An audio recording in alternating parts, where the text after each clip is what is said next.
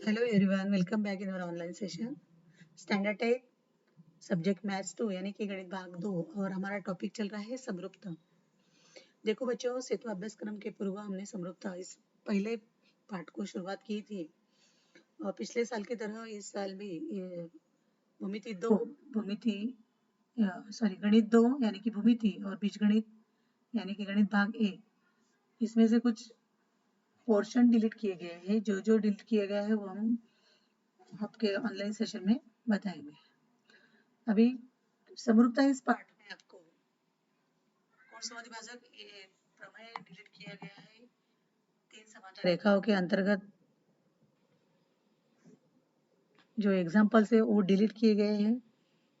इसके पहले सेशन में हमने देखा था शुरू में जो उनके समरूपता इस पाठ को हमने जो शुरुआत की थी तो प्रश्न संग्रह 1.1 को हमने हल किया था। उसमें से कुछ एग्जाम्पल्स हमने हल किए थे।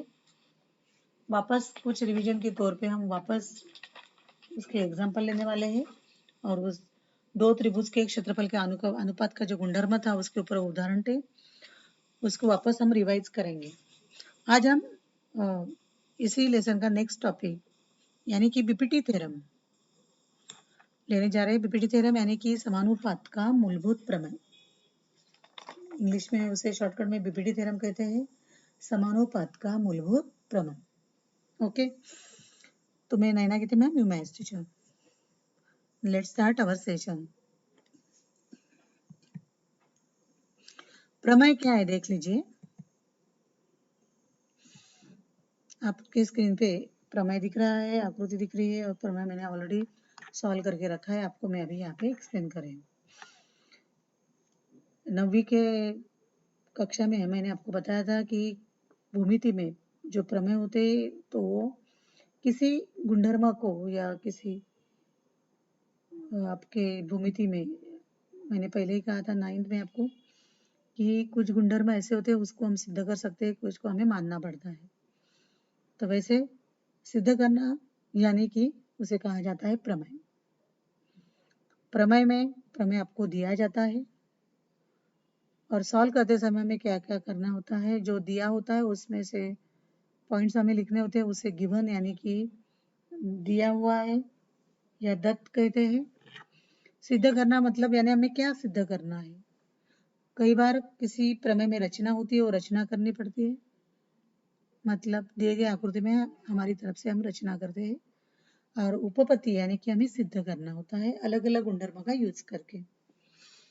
तो क्या है प्रमेय, समझ लो अच्छे से। पहले किसी त्रिभुज की एक भुजा के समांतर खींची गई एक रेखा, किसी त्रिभुज की एक भुजा को समांतर यानी कि एक त्रिभुज है उसकी एक भुजा को एक रेखा समांतर खींची गई रेखा त्रिभुज की शेष दो भुजाओं को प्रतिच्छेद करे।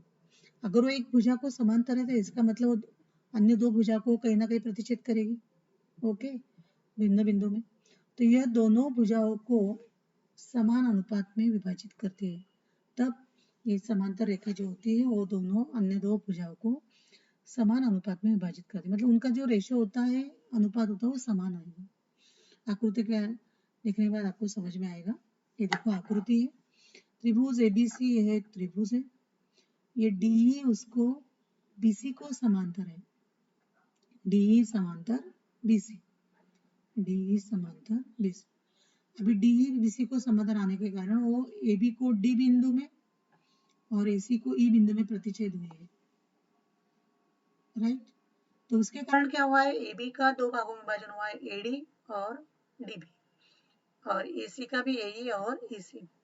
तो ये दोनों का अगर हम अनुपात लेंगे एडी अपॉन डीबी, ये अनुपात बराबर एई अपॉन ईसी, ये हमें सिद्ध करना है। तो हमें क्या करना है, अभी गिवन यानी कि दिया हुआ दत्त हमें लिखना है। यहाँ पे दत्त लिखिए।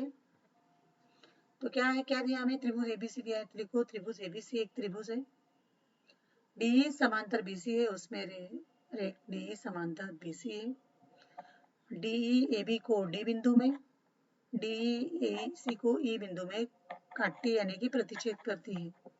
सिद्ध करना है हमें, ये जो ए बी का दो भागों में विभाजन है उसका अनुपात लेना है हमें, A D upon D B is equal to A upon A C. ये हमें प्रूव करना है यानी कि सिद्ध करना है। यहाँ पे हम एक कुछ रचना करेंगे। क्या करनी है हमें रचना? बी और ई पॉइंट को जोड़ना है, सी और डी पॉइंट को जोड़ना है हमें। बी और सी डी को मिलाइए तथा ए लंब बी ए और डी जी लंब सी ए खींचिए। हमने ई एफ खींच लिया है जो ए बी को लंब है, डी जी खींच लिया है जो ए सी को लंब है, ए को यानी कि पूर्ण ए सी को है।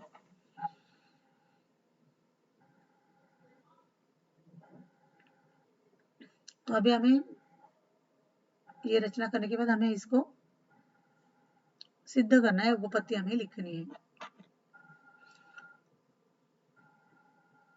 अभी ई एफ खींचने के कारण, ये लंब होने के कारण वो त्रिभुज ए डी की ऊंचाई हो गई। त्रिभुज ए डी ई की ऊंचाई हो गई। वो पूर्ण ए बी को लंब है, इसलिए वो त्रिभुज बी डी ई की भी ऊंचाई हो गई। बी डी ई की भी ऊंचाई हो गई।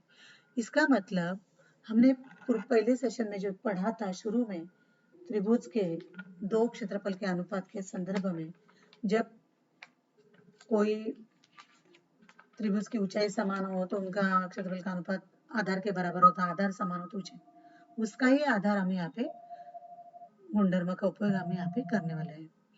तो ये समझ में आ गई आपको बात कि ये जो ऊंचाई है ए बी पर लंब होने के कारण त्रिभुज एडी को, जेडी की ऊंचाई है त्रिभुज बीडी की भी ऊंचाई। तो आपको पता है क्षेत्रफल आप डायरेक्ट लिख सकते हैं यहाँ पे, ये समान ऊंचाई के कारण दोनों क्षेत्रफल का अनुपात एडी अपॉन डीबी। लेकिन मैं आपको एक्सप्लेन करके लिख रही हूँ यहाँ पे। त्रिभुज एडी का क्षेत्रफल है 1/2 आधार गुणा ऊंचाई। अभी ए डी ई की बात करेंगे तो एडी आधार हो गया और ई एफ ऊंचाई हो गई। उसी तरह त्रिभुज बी डी ई में ई एफ ऊंचाई हो गई और बी डी आधार हो गया। हम दोनों का आधार अनुपात लेते हैं क्षेत्रफल का। त्रिभुज एडी का क्षेत्रफल बराबर 1/2 एडी गुणा ई एफ, 1/2 डीबी गुणा ई एफ। तो आप डायरेक्ट भी लिख सकते हैं बच्चों, एडी बटे डीबी, क्योंकि ई एफ गेट कैंसिल होने वाला है। तो यहाँ पे दोनों बहुत, मैं आपको एक्सप्लेन करने के लिए ये पूरा लिख रही हूँ। 1/2 गेट कैंसिल, ई एफ बटे ई एफ गेट कैंसिल। तो आप डायरेक्ट गुणधर्म उपयोग करके भी लिख सकते थे कि समान ऊंचाई के क्षेत्रफल का अनुपात उनके आधार अनुपात के बराबर होता है। समान ऊंचाई के क्षेत्रफल का अनुपात उनके आधार के अनुपात के बराबर। तो हमें क्या मिला? एडी बटे डीबी, एडी बटे डीबी। इसे हम विधान 1 देते हैं। मतलब त्रिभुज एडी और त्रिभुज एडीई तथा त्रिभुज डीबी का क्षेत्रफल का अनुपात मिला हमें, समान ऊंचाई होने के कारण आधार का अनुपात मिला एडी अपॉन डीबी। इसे 1 नंबर देते हैं। इसी प्रकार हम त्रिभुज एडीई तथा त्रिभुज डीईसी की बात करेंगे। वापस एडीई की बात करेंगे तो डीजी लंब है। डीजी लंब होने के कारण एसी को लंब है, तो वो त्रिभुज एडी की भी ऊंचाई हो गई और त्रिभुज डीईसी की भी ऊंचाई हो गई। तो वापस ये दोनों त्रिभुज समान ऊंचाई के त्रिभुज है, तो उनके आधार का अनुपात के बराबर उनके क्षेत्रफल का अनुपात आएगा, यानी कि ए बटे इसी। फिर भी हम एक्सप्लेन करके लिखते हैं यहाँ पे। त्रिभुज एडी का क्षेत्रफल बराबर 1/2 एई इंटू डीजी, एई आधार डीजी ऊंचाई, बटे डीईसी का क्षेत्रफल 1/2 ईसी आधार और डीजी क्षेत्र ऊंचाई। वापस हमें यहाँ पे काटना है 1/2, 1/2, बोथ गेट कैंसिल, दोनों समान होने के कारण। डीजी दोनों ऊंचाई समान है, उसको भी कट देंगे। आप डायरेक्ट भी लिख सकते हैं समान ऊंचाई के क्षेत्र त्रिभुज ए अपॉन ईसी। मैं बार बार आपको दोहरा रही हूँ, आपको समझाने के लिए मैंने आपको ए अपॉन ईसी डायरेक्ट कैसे आया, ये ऊंचाई कौन सी है, ये सब क्लियर करने के लिए मैंने ये लिया है। तो हमें ए त्रिभुज एडी अपॉन त्रिभुज डीसी, इनका जो अनुपात है क्षेत्रफल का ए अपॉन ईसी मिला। इसी विधान नंबर 2 देती हूँ मैं। अभी त्रिभुज डीबीई, डीबीई ये भी नीचे वाले त्रिभुज की बात करी जो येलो से दर्शाया है, और त्रिभुज डीईसी दोनों मैंने येलो से दर्शाया है। क्यों? क्योंकि ये दोनों समान है। अभी क्यों समान है? ये दोनों उनके क्षेत्र आधार भी समान है और ऊंचाई भी समान है, इसलिए दोनों का क्षेत्रफल समान है। कैसे समान है? किस कारण के वजह से समान है? क्या कारण हो सकता है? ये जो डी मैंने खींची है उनका आधार है दोनों का, डी बी ई का डी आधार है, डी सी का डी आधार है। ये आधार जो है डी समांतर बीसी के मध्य बना हुआ है, डी समांतर बीसी का मध्य बना हुआ है। इसलिए ऐसे जो त्रिभुज हो गए उनके समान ऊंचाई समान आधार होगी, इसलिए दोनों का क्षेत्रफल समान होगा। पिछले सेशन में हमने देखा है। तो त्रिभुज डीबी का क्षेत्रफल बराबर त्रिभुज डीसी का क्षेत्रफल, दोनों का क्षेत्रफल समान है, दोनों का क्षेत्रफल समान है, बराबर है। अभी विधान एक की तरफ चलते हैं हम लोग।